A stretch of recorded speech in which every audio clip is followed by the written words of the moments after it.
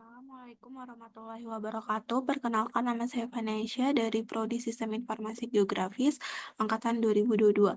Pada kesempatan kali ini, saya akan menjelaskan bagaimana praktikum Sains Data Geospasial Lanjut acara kelima mengenai Instant Segmentation berbasis Deep Learning untuk ekstraksi building footprint dari data penginderaan jauh.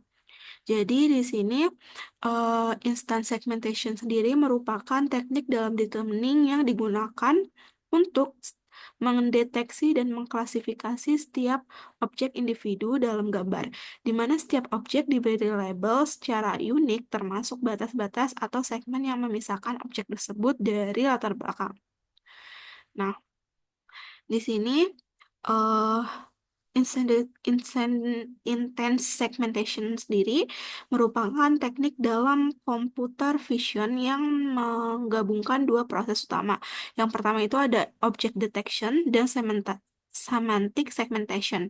Pada object detection, sistem mendeteksi dan memberikan kotak pembatas atau bounding box pada objek-objek yang ada pada gambar. Sementara semantic segmentation memberikan label pada setiap pixel dalam gambar berdasarkan kategori tertentu. Nah, jadi instant segmentation itu hanya mengklasifikasikan setiap pixel dalam gambar ke dalam kategori, tetapi juga membedakan setiap instance, eh, misalkan individu dari objek yang sama. Setiap objek tersegmentasi secara unik meskipun mereka termasuk dalam kategori yang sama seperti beberapa mobil dalam gambar yang akan dipisahkan satu sama lain. Nah, misalnya dalam data peta bangunan, instant segmentation akan mengenali setiap bangunan secara individual, memberi setiap bangunan segmen atau batas yang berbeda. Meskipun semuanya merupakan kategori bangunan, hasilnya mungkin lebih detail terhadap objek yang terdeteksi di dalam gambar atau citra. Nah, untuk tahapan segmentasinya itu, di sini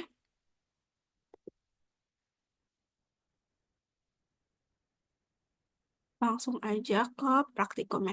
Pertama, di sini kita membuat field dengan nama kelas dengan tipe data long dan diisi nilai 1. Di sini saya sudah membuat di sepel acuan kelas dengan tipe kelas dengan nama dengan isian 1 yang bertipekan long. Nah, kemudian kita melakukan export training melalui tools export training. Nah, di sini kita langsung aja cari.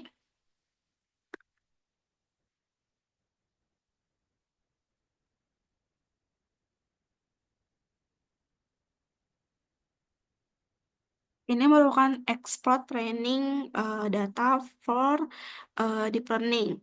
Nah, di sini export training data merupakan pengumpulan data yang telah diberi label. Ini digunakan untuk menandai objek dalam gambar, membuat bounding box, dan menghasilkan format data yang dapat dibaca oleh model deep learning. Data yang diekspor biasanya berisi tentang objek yang ingin dideteksi yang menjadikan dasar bagi model untuk belajar. Jadi nanti saya akan tunjukkan bagaimana hasil dari si export training model di akhir. Nah, kemudian di sini tuh pertama kita masukkan input rasternya, kemudian di sini kita atur penyimpanan, kemudian ini ada tabelnya itu kita dapatkan dari yang kita udah beri field tadi kelas dari SHP settlement. Kemudian di sini ada kelas. Nah, ini jangan lupa diatur environment-nya untuk prosesor yang apa yang akan digunakan. Nah, setelah itu kita melakukan yang namanya trend deep learning model. Nah, dalam trend deep learning model ini, uh, tools ini digunakan untuk melatih model menggunakan data yang telah diekspor. dari proses sebelumnya. Model tersebut mempelajari pola dan fitur dari objek yang berdasarkan data pelatihan yang telah kita lakukan tadi. Proses ini melibatkan algoritma yang sangat kompleks, memerlukan komputasi yang tinggi, sehingga kita memerlukan JPU untuk deep learning ini. Jadi beberapa mungkin beberapa device itu eh, tidak bisa melakukan proses ini karena proses ini tuh nggak tahu kenapa juga sih. Ah, nanti di akhir saya akan jelaskan hasilnya. Nah, kemudian ini aturan parameternya.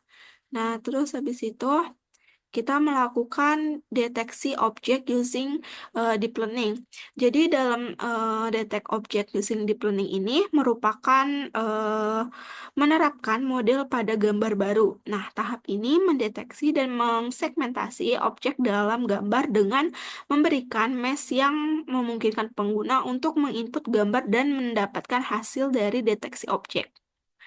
Nah, untuk parameternya sendiri itu input rasternya merupakan data parangtritis atau data dari rasternya, kemudian outputnya itu kita atur penyimpanannya, kemudian model definitionnya itu eh, folder dengan format EMD dari si model yang telah kita lakukan.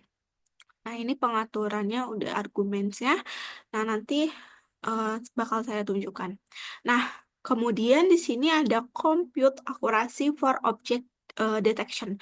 Eh, jadi di sini kita menggunakan detect feature, kemudian ini merupakan hasil detect object yang di atas, kemudian ground truth feature-nya itu merupakan eh,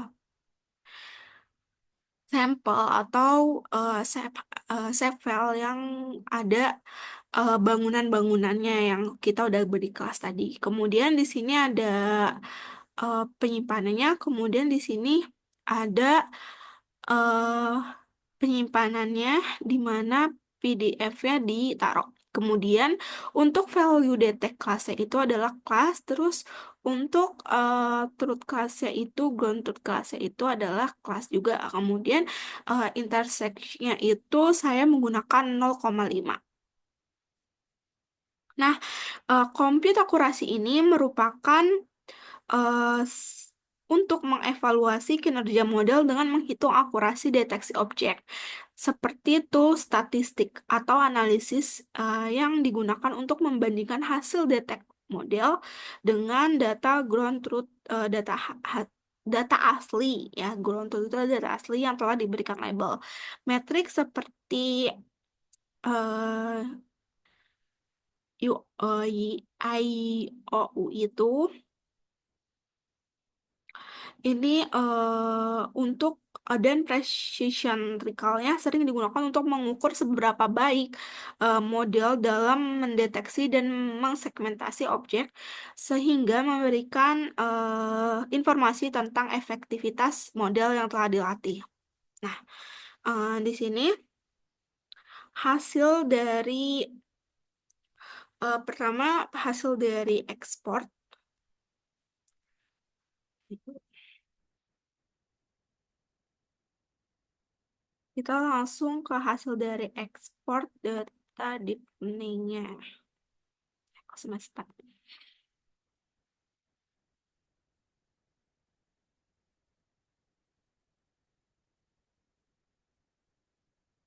Nah, hasil ekspornya ini berupa image, label, model.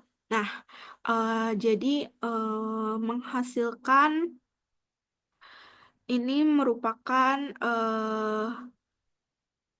pengumpulan dan penandaan data gambar yang mencakup objek yang ingin diidentifikasi. Data ini berisi label dan batas atau bounding box yang menandai posisi serta bentuk objek. Nah, di sini ada beberapa bentuk objeknya ya. Ini tuh ada bangunan-bangunan yang telah terdeteksi. Kemudian di sini eh, label satunya tuh apa sih gitu. Nah, kemudian di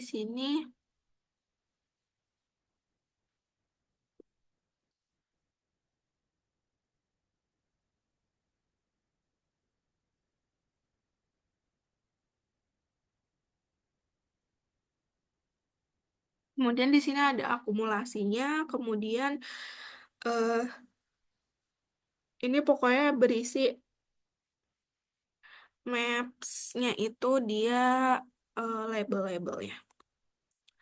Terus ini ada keterangan dari beberapa image-nya, kemudian size-nya. Terus ini adalah yang tersimpan dalam format JSON. Nah, kemudian hasil dari si model training train deep train deep learning model. Nah, untuk hasilnya ini berupa karena ini menggunakan Mesh RCCN dengan backbone ResNet 50, ini grafik training yang validasinya itu nanti akan muncul di sini. Ini hasilnya beberapa file yang dapat digunakan untuk detect object. Salah satunya itu EMD dan DLPK. Nah, ini adalah karakteristik objeknya. Nah, ini adalah matriksnya. Nah, di sini digunakan eh, keterangan ya. Ini ada kita gunakan Max RCNN, kemudian ini backbandnya ResNet 50, kemudian di sini ada learning rate yang dimana ini validasi lossnya itu menunjukkan penurunan yang konsisten hingga mencapai stabilitas setelah sekitar 1000 batch ya. Nah, ini menandakan bahwa model mempelajari dengan baik dari data training. Pada tahap ini, nilai rata-rata yang diperoleh adalah 0,7685 sekian, yang menunjukkan performa dari modelnya cukup baik dan mengenali dan memisahkan objek individual seperti bangunan eh, dan objek lainnya dalam raster. Jadi ini modelnya cukup baik yang dimana ini terlihat validation loss-nya ini mempelajari modelnya cukup baik. Nah, setelah itu, tinggal berbeda. Setelah itu, di sini ada detect object. Detect object tuh hasilnya adalah ini berupa eh, data yang terdeteksi dalam bentuk save file. Mana zoom tuh? Nah, ini. Terus untuk atribut tabelnya tuh ini yang dimana ini diterapkan untuk mendeteksi dan mensegmentasi objek dalam gambar. Nah, ini mengenali setiap objek secara individual dan memberikan mesh atau area yang jelas untuk setiap objek. Ya, ini sudah terlihat di sini. Sehingga menghasilkan segmentasi yang cukup presisi. Nah, kemudian di sini ada compute akurasi for object deep learning. Cas dulu ya, takut mati. Sebentar aja.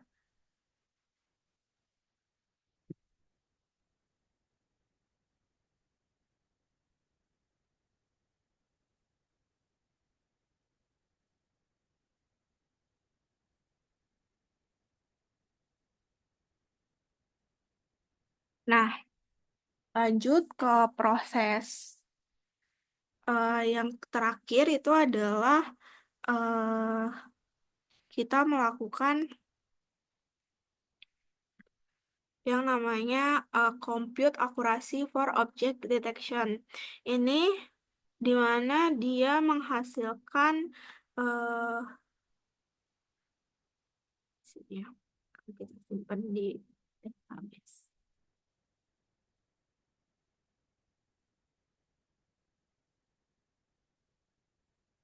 Ini menghasilkan sebuah akurasi assessment report yang dimana dia tuh terdapat 513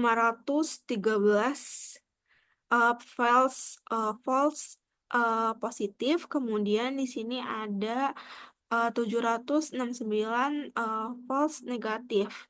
Ini hasilnya mengidentifikasi adanya ketidakseimbangan antara jumlah objek yang diidentifikasi dan yang harusnya terdeteksi.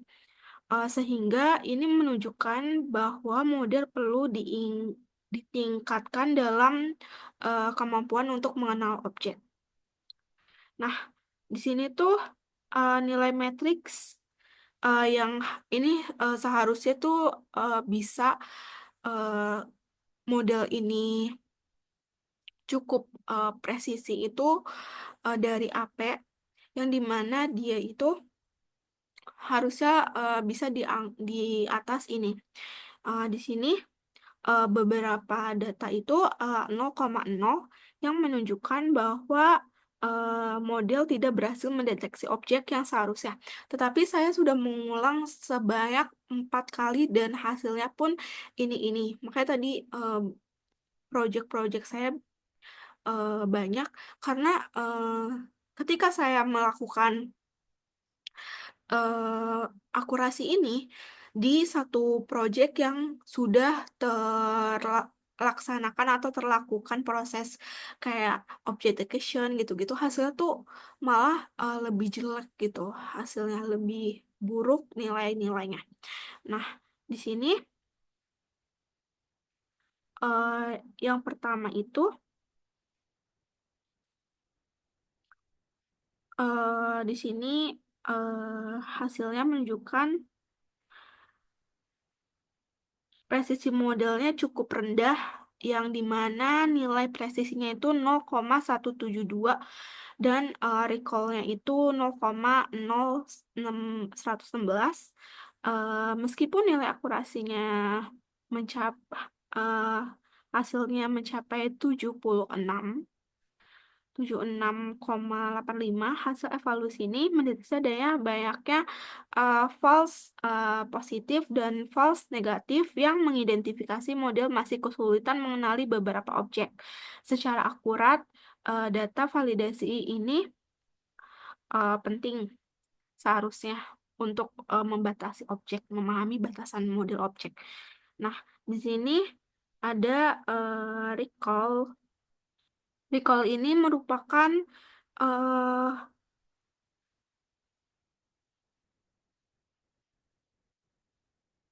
data yang tervalidasi. Jadi mungkin bahwa model mungkin kehilangan banyak objek yang harus diidentifikasi. Nah, kemudian ini ada IOU.